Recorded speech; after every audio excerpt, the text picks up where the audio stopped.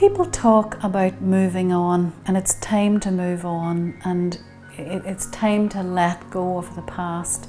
And my belief is these are unhelpful things to say to someone. You know, I spoke earlier on about time heals is quite unhelpful. The length of time that the death of a sibling affects us is likely to be a lifetime, that we never, you know, it could be 30, 40, 50 years, but we never really move on. We never really get over it. I would predict now that, let's say I was your therapist and I meet you when you're 100 years old. I might be a very old therapist at that stage. And we start to talk about your sibling relationship and the experience of the death, what happened around that time and what do you remember, and what it's been like to live without this brother or sister in your life all of these years. I bet the grief is as raw and as real and as catching in you as it was at the time. You'll be in floods of tears. So we don't ever get over the death. We learn to live gracefully with it.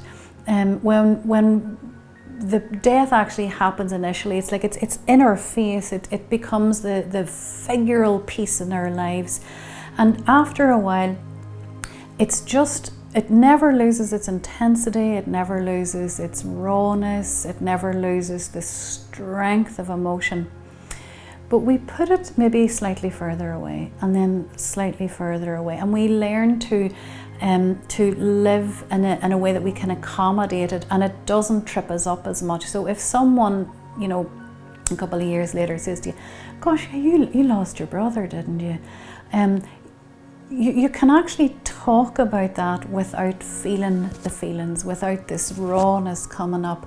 You can actually talk in quite a dispassionate way about it, which doesn't mean that you don't feel it, just means that you've gracefully accommodated it somewhere. But as I said, if we were to pull that back into focus, it would be as raw and as painful as ever it was.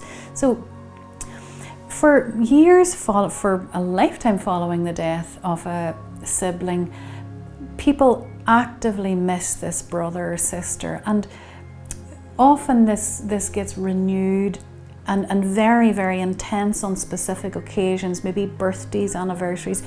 But again, poignantly when there's a new birth in the family, maybe your brother, your sister died 10 years ago when you were all in your early 20s, and now people are in new relationships and there's children coming along, so you're all aunties and uncles and the grandparents there, and then this little baby is born, maybe your own child or a niece or a nephew, or someone graduates, or there's a wedding, or someone retires. Those big moments in your life where we celebrate as a family can come as a hard blow, because the rawness there, that, you know, she would have loved this, gosh, and how, you know, when I look at my little niece or nephew and I think, my goodness, you know, my brother would have just loved these kids and they would have loved him, and the awful sadness is they're never going to know him. You know, I'll tell them about their wonderful uncle, but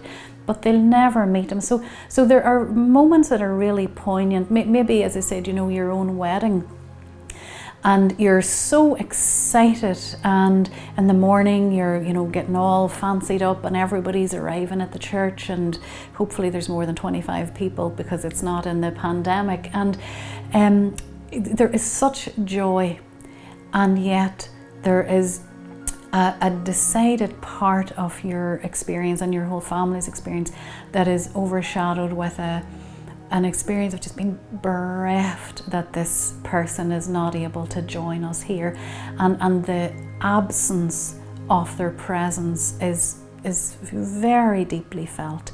And it's something that we continue in our lives to grieve. Is we are not necessarily grieving their death, but we're grieving the absence of their presence. So when there's another child born, when there's another graduation, with these big moments in our lives, we feel this absence, and also the difference it would make that this person was here, the difference that they would make in our lives and the lives of the new members in our family. So when we grieve, we're grieving the past, the present and the future.